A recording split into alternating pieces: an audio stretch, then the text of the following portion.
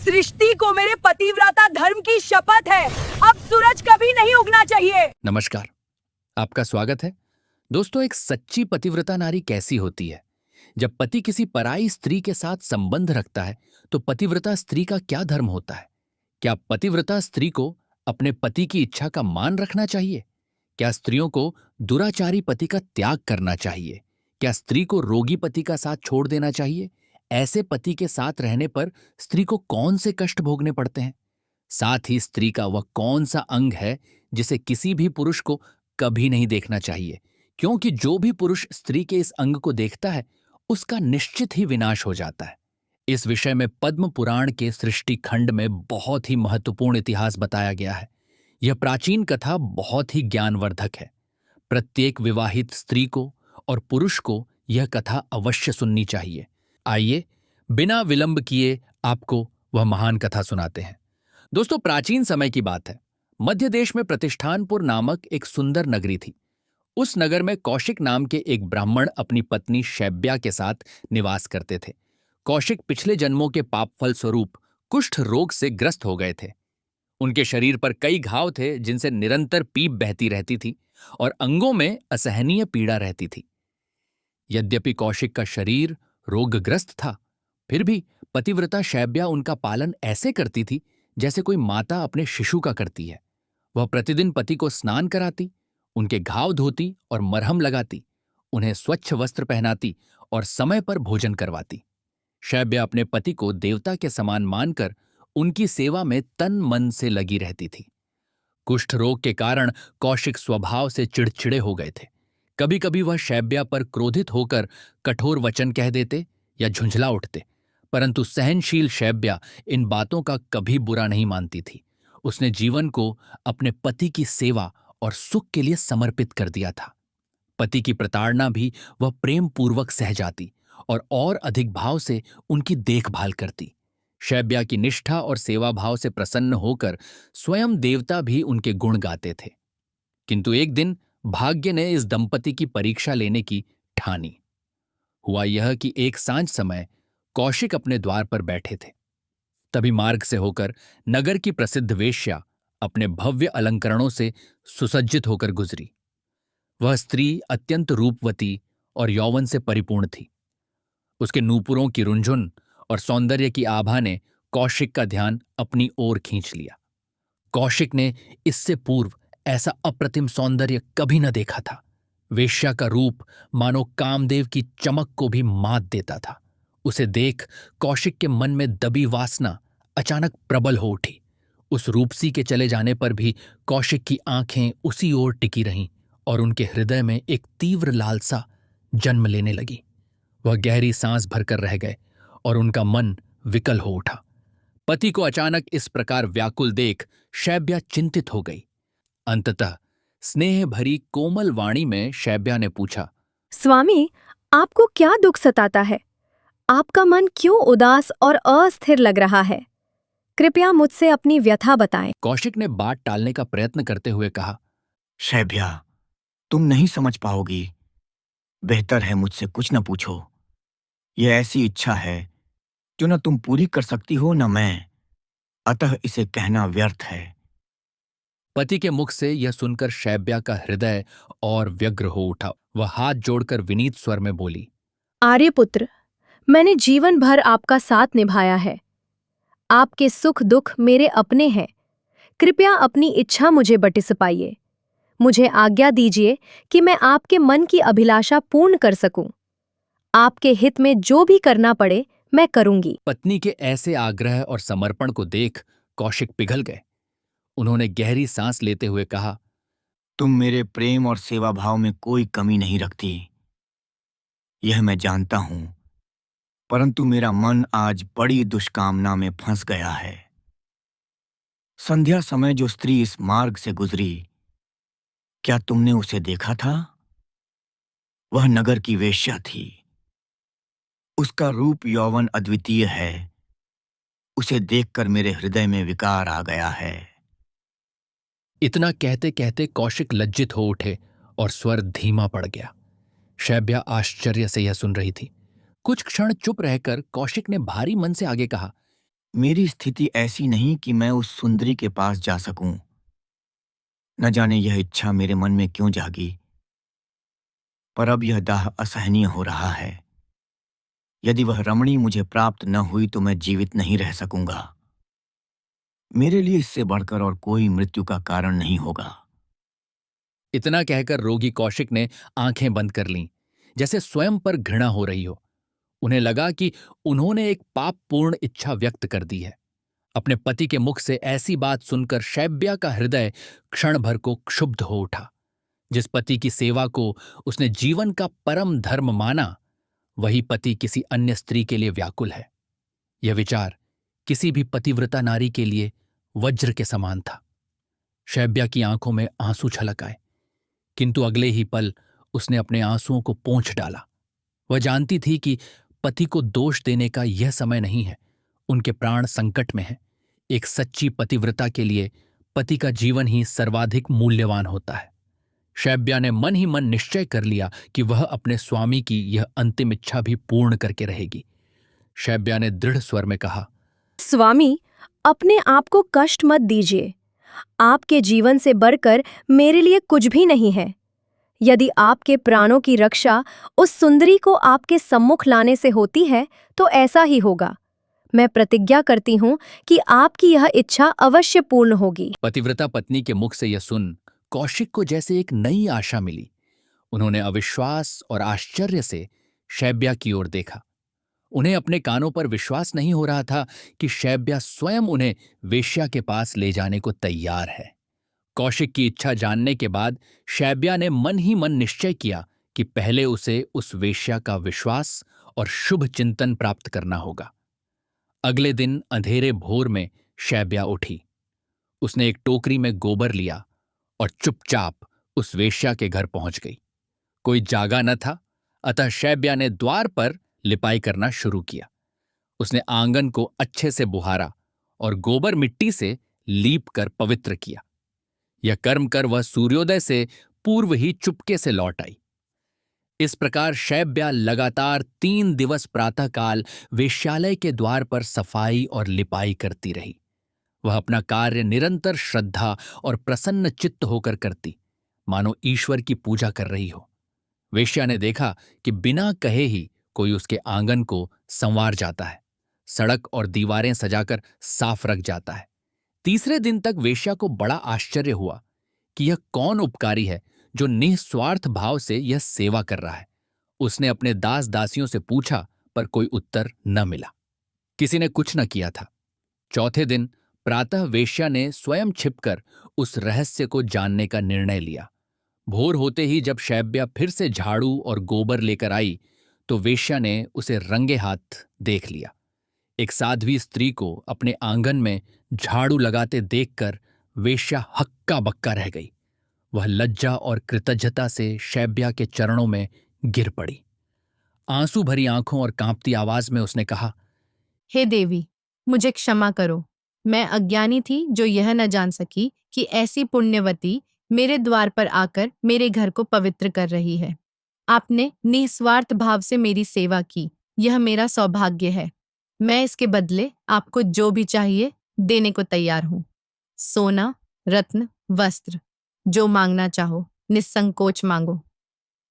शैब्या ने वेश्या को उठाकर गले लगाया और कहा, देवी, मुझे धन संपत्ति से कुछ लेना देना नहीं। आपकी उदारता के लिए धन्यवाद, पर मेरा निवेदन कुछ और है। यदि आप मुझे वचन दें कि आप मेरी सहायता करेंगी तो ही मैं अपनी इच्छा प्रकट करूंगी। वेश्या ने आश्चर्य से पूछा, साध्वी, तुम जैसी महान नारी मुझ तुच्छ पर ऐसी कृपा क्यों कर रही है? तुम जो भी चाहती हो निडर होकर कहो। मैं वचन देती हूँ कि अपनी पूरी शक्ति से तुम्हारा कार्य सिद्ध करूंगी। शैब्या ने गंभीर स्वर में कहा, यदि तुम सचमुच मेरी सहायता करना चाहती हो तो मुझे वचन दो कि मेरी बात पूर्ण करोगी। वेश्या ने तुरंत हाथ जोड़कर कहा, हाँ, मैं प्रतिज्ञा करती हूँ। तुम निःसंकोच अपनी इच्छित वस्तु मांगो। तब शैब्या ने संकोच त्याग कर अपना उद्देश्य बताया। हे सुंदरी, मैं जिस कार्य के लिए आई हूं वह तनिक असामान्य है।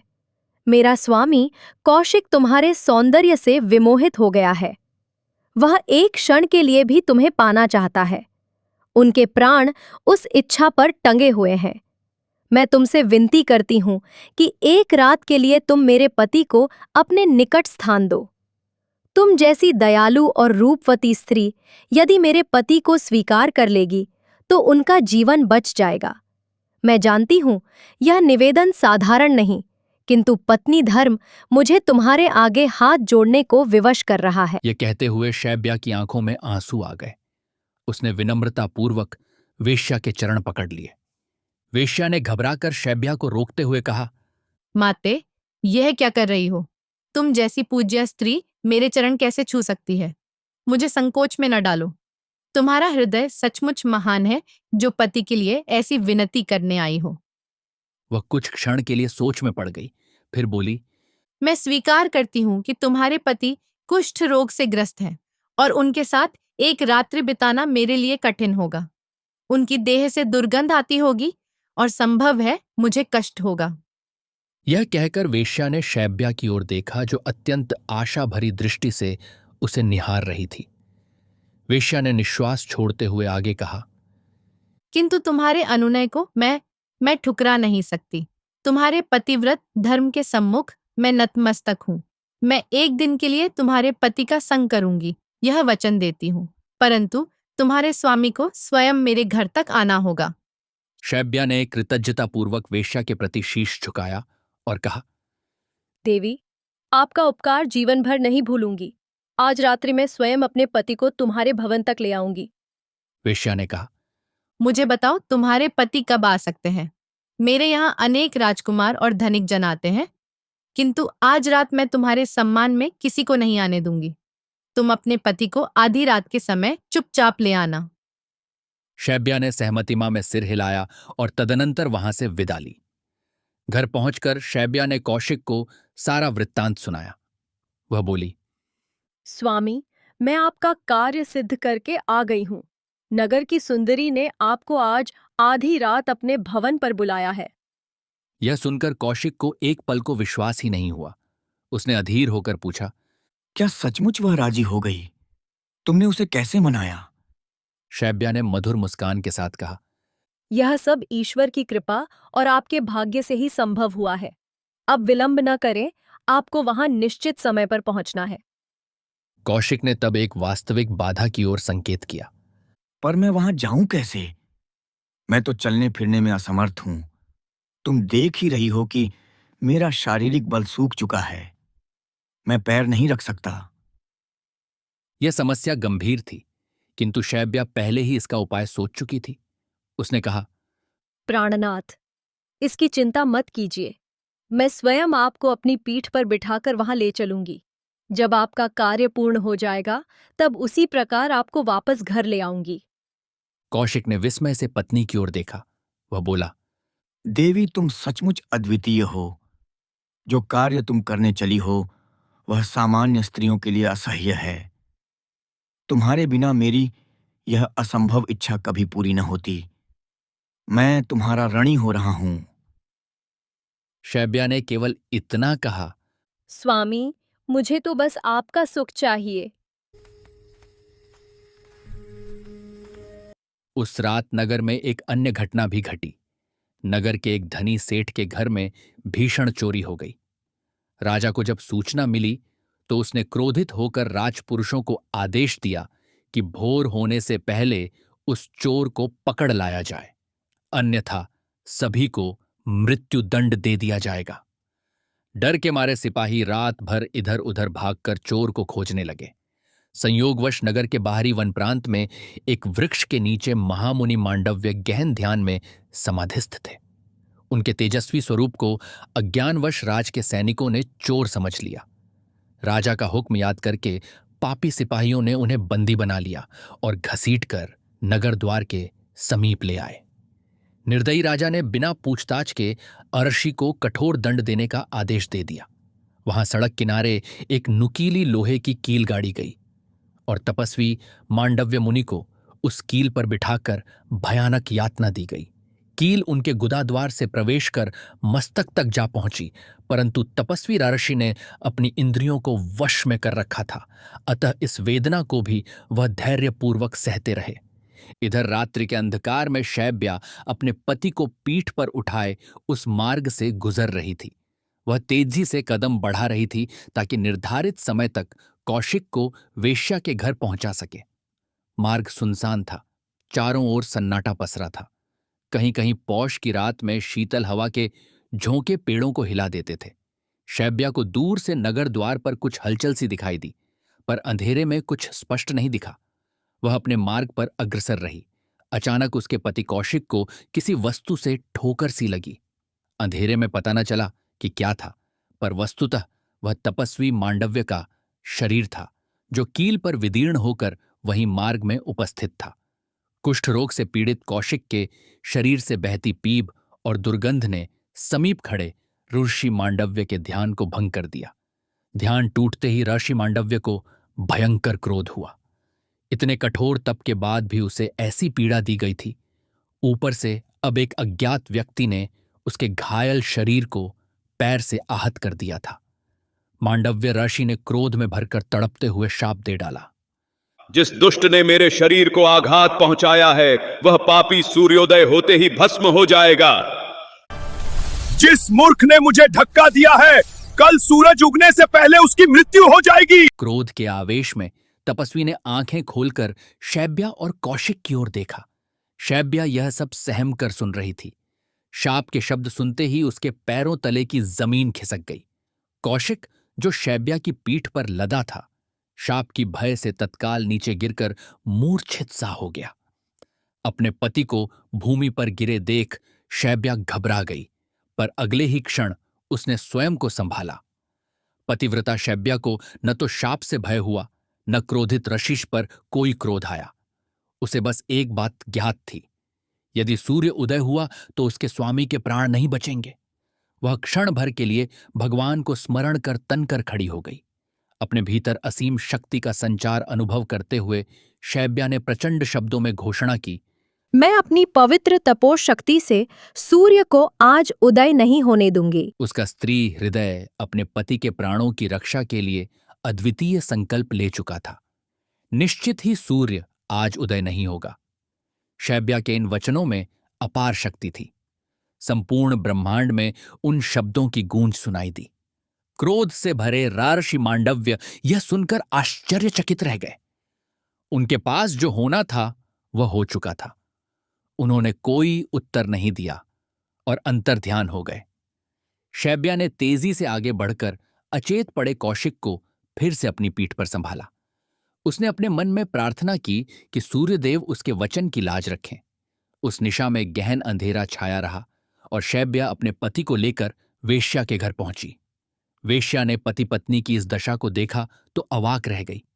शैब्या ने संक्षेप में उसे सारी बात बताई, कैसे मार्ग में मुनि के शाप से कौशिक मृत्युशैया पर है और कैसे उसने सूर्योदय रोक देने का प्रण किया है।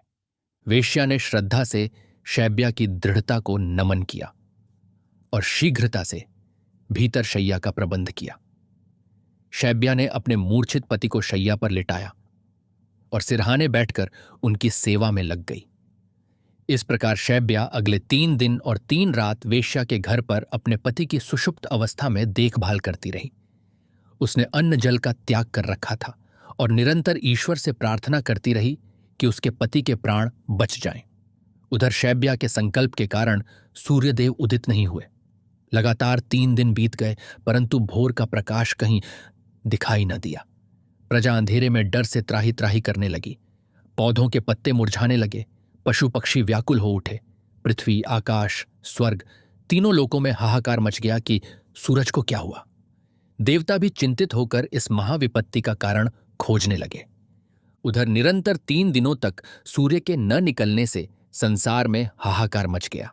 सारे देवता भी घबरा उठे। देवराज इंद्र के नेतृत्व में सभी देवगण सृष्टि के रचयिता ब्रह्मा जी की शरण में गए।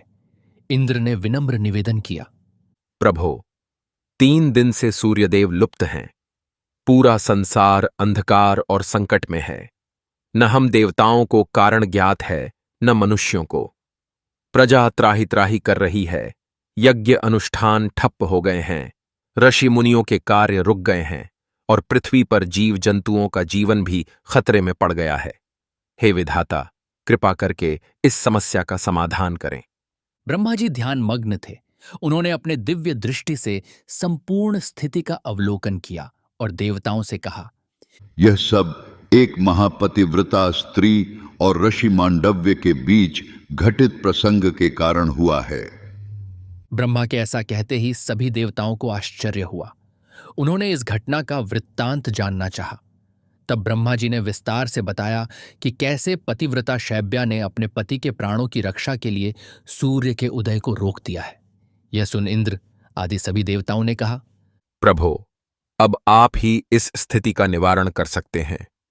यदि सूर्यदेव शीघ्र प्रकट न हुए तो तीनों लोकों में प्रलय हो जाएगा।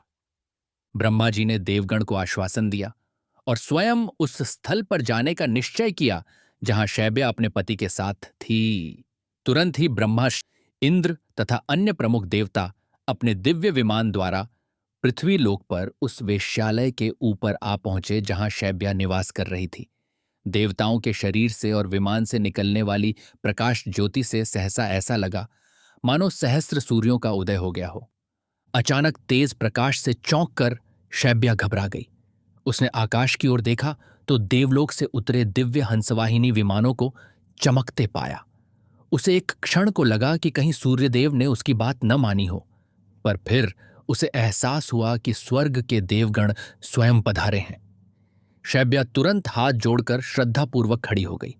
ब्रह्मा जी ने विमान से उतरकर प्रेम पूर्वक शैब्या को संबोधित किया।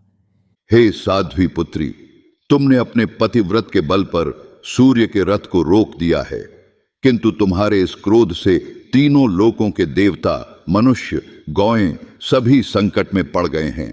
समस्त प्राणी त्राही पुकार रहे हैं। क्या तुम्हें यह स्वीकार है कि तुम्हारे एक के दुख से सभी का सर्वनाश हो जाए? अतः हे पुत्री, सूर्यदेव पर किया अपना कोप अब शांत करो, सूर्य को उदय होने दो। शैब्या ने श्रद्धा और वेदना मिश्रित स्वर में उत्तर दिया, हे प्रजापति ब्रह्मदेव, मेरे लिए मेरे स्वामी ही सर्वस्व है। तीनों लोकों और देवताओं से बढ़कर मेरे लिए मेरे पति का जीवन मूल्यवान है। ऋषि मांडव्य के शाप के कारण सूर्य के उदय होते ही मेरे पति के प्राण चले जाएंगे। इसी कारण विवश होकर मैंने सूर्य को बांध दिया है। ना तो किसी क्रोधवश, ना ही अहंकारवश, न लोभ या मोहवश मैंने ऐसा किया है। मैंने यह कठोर संकल्प केवल अपने पति धर्म के पालन और अपने पति के प्राणों की रक्षा हेतु लिया है। अपने स्वामी को खोकर मैं जीवन भर के लिए कलंकित व दुखी हो जाऊंगी। कृपया सोचिए, ऐसे में कोई भी पत्नी क्या यही नहीं करती? शैब्या की आंखों से अश्रुधारा बहने लगी। समस्त देवगण उसका पतिव्रत सुनकर द्रवित हो उठे। तब ब्रह्मा जी ने समझाते हुए कहा, हे सुमते, मैं तुम्हारे पतिव्रत धर्म का मान करता हूं, किंतु यदि एक प्राणी के बलिदान से तीनों लोकों का उद्धार हो सकता है तो यह कार्य कल्याणकारी होगा। तुम्हारे पति की आयु तो समाप्त प्राय है ही, यदि उनके त्याग से संपूर्ण सृष्टि की रक्षा होती है तो इससे बड़ा पुण्य कुछ नहीं है। तुम्हारे इस त्याग से तुम्हें महान सद्गति प्राप्त होगी और लोक परलोक में यश मिलेगा। इंद्र सहित अन्य देवताओं ने भी शैब्या से विनती की कि वह सूर्यदेव को बंधन मुक्त कर दे, पर शैब्या अपने पति को छोड़ने को तैयार न थी। वह दृढ़ता से बोली, मैं अपने स्वामी का त्याग कर प्राप्त होने वाले किसी लोक कल्याण को नहीं चाहती। मेरे लिए उससे बढ़कर पाप कुछ नहीं होगा। शैब्या की अटूट निष्ठा और लगन को देखकर ब्रह्मा जी ने अंततः उसे एक परम आश्वासन देने का निश्चय किया।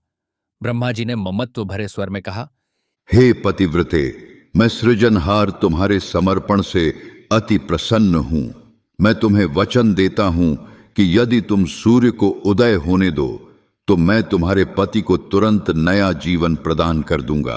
सूर्य की किरणें फैलने पर ऋषि के शाप से तुम्हारे पति भस्म अवश्य हो जाएंगे, परंतु फिर उन्हीं भस्मावशेषों से तुम्हारे पति का पुनर्जन्म होगा। वह युवक कामदेव के समान रूपवान, तेजस्वी और सर्वगुण संपन्न होगा। तुम्हें विधवा होने का कलंक एक क्षण के लिए भी नहीं सहना पड़ेगा। तुम स्वयं सदैव रति के समान सुंदरी एवं सौभाग्यशालिनी रहोगी। तुम्हारा यह पति पत्नी का युगल स्वर्गलोक में सम्मानित होगा, जैसे स्वयं विष्णु लक्ष्मी देवों द्वारा पूजित हैं। यह सृष्टिकर्ता का तुम्हें वरदान है। अब कृपा करके अपना संकल्प त्याग दो और सूर्योदय होने दो। ब्रह्मा द्वारा दिए गए इस महान आश्वासन को सुनकर शैब्या कुछ क्षण चुप रही। वह मन ही मन परमात्मा को स्मरण कर रही थी। उसे विश्वास हुआ कि ब्रह्मा जी के वचन असत्य नहीं हो सकते। अंततः उसने भर्राए कंठ से कहा, ब्रह्मदेव, मैं आपकी बात स्वीकार करती हूँ। लोक कल्याण हेतु मैं अपने संकल्प का त्याग करती हूँ। सूर्य देव का उदय होना अब सुनिश्चित है। ऐसा कहते हुए शैब्या ने हाथ जोड़कर आकाश की ओर देखा और अपनी प्रतिज्ञा को वापस लेते हुए सूर्यदेव का स्मरण किया। उसी क्षण चारों दिशाओं में प्रकाश फैलने लगा। रात्रि का अंधियारा चटकने लगा और पूर्व दिशा में अरुणिमा छा गई। 3 दिन के सन्नाटे के बाद पक्षियों की चहचहाहट सुनाई देने लगी। प्रकृति मानो फिर से जाग उठी। सभी देवगण धन्य है पतिव्रता धर्म कहते हुए प्रसन्नता व्यक्त करने लगे। ज्यों ही सूर्य का पहला किरण प्रस्फुटित हुआ, शैब्या के सम्मुख शैया पर पड़े कौशिक ने एक आह भरी और उनका शरीर अग्नि की ज्वाला में लिपट गया। पलक झपकते ही कौशिक का जीर्ण शीर्ण शरीर झलकर भस्म हो गया। यह दृश्य देखकर शैब्या के हृदय में शूल सा उठा, पर उसने धैर्य नहीं खोया। वह विश्वासपूर्वक उन राख के ढेर को देखती रही जहां एक क्षण पूर्व उसके पति थे। देवताओं की दिव्य शक्ति और शैब्या के तपोबल का चमत्कार शीघ्र ही प्रकट हुआ। देखते ही देखते उस भस्म से एक दिव्य युवक का प्राकट्य हुआ। वह नवयुवक रूप लावण्य और तेज में देवराज इंद्र से कम न था। उसकी कांति मानो कामदेव को भी लजाती थी। शैब्या ने जब उस युवक को देखा तो क्षण भर के लिए उसे पहचाना नहीं, किंतु फिर युवक ने श्रद्धापूर्वक शैब्या को स्पर्श करते हुए कहा, देवी, क्या तुमने मुझे पहचाना नहीं? मैं ही तुम्हारा पति कौशिक हूं। तुम्हारे पुण्य प्रताप से मुझे नया जन्म मिला है। यह सुनते ही शैब्या को अपार हर्ष हुआ। उसने रोते हुए अपने पति को हृदय से लगा लिया। पति पत्नी दोनों के आंसू खुशी के मारे थम नहीं रहे थे। नगरवधू वेश्या यह अद्भुत दृश्य एक ओर खड़ी अपलक निहार रही थी। उसके मन में शैब्या के लिए अगाध श्रद्धा उत्पन्न हो चुकी थी। देवताओं ने इस परम चमत्कार पर प्रसन्न हो स्वर्ग से पुष्प वर्षा की। स्वयं ब्रह्मा जी ने पृथ्वी पर उतरकर कौशिक और शैब्या को आशीर्वाद दिया। उन्होंने दंपति को दिव्य वस्त्राभूषण पहनाए और कहा, तुम दोनों अपने पुण्य कर्मों से अभी के अभी स्वर्गलोक चलो। पृथ्वी पर तुम्हारा कार्य संपन्न हुआ। अब तुम पति पत्नी रूप में अमर होकर स्वर्ग में आनंद भोगो। इंद्र ने तुरंत अपना दिव्य विमान बुलाया जो सोने के समान चमक रहा था। शैब्या और कौशिक ने हाथ जोड़कर समस्त देवगण को प्रणाम किया और विमान पर आरूढ़ हो गए। उस क्षण समस्त पृथ्वीवासी आश्चर्य और आनंद में भरकर उस स्वर्गारोहण को निहार रहे थे। दिव्य रथ आसमान में उड़ चला और शैब्या कौशिक पति पत्नी को लेकर स्वर्गधाम की ओर प्रस्थान कर गया। देवताओं सहित समस्त विश्व ने राहत की सांस ली। सूर्यदेव पुनः अपने नियमित गति से आलोक बिखेरने लगे। इस प्रकार पतिव्रता शैब्या ने अपने पति के प्राणों की रक्षा हेतु अद्वितीय त्याग और साहस का परिचय दिया। अपने संकल्प और तपोबल से उन्होंने सूर्य को रोककर यह सिद्ध किया कि एक सच्ची पतिव्रता के आगे देवता भी नतमस्तक हो जाते हैं। यह पौराणिक कथा पतिव्रत धर्म की महिमा को युगों युगों तक उद्घोषित करती रहेगी। शैब्या जैसी स्त्रियां भारत भूमि की गौरवशाली आदर्श हैं, जिनकी पतिपरायणता और धर्मनिष्ठा सदैव स्मरणीय रहेगी। प्रिय दर्शकों, आशा है कि आपको यह कथा पसंद आई होगी। यदि यह कहानी आपके हृदय को छू गई हो तो कृपया इसे लाइक करें, अपनी भावनाएं कमेंट द्वारा साझा करें और इस कथा को अपने मित्रों एवं परिवार के साथ शेयर करें।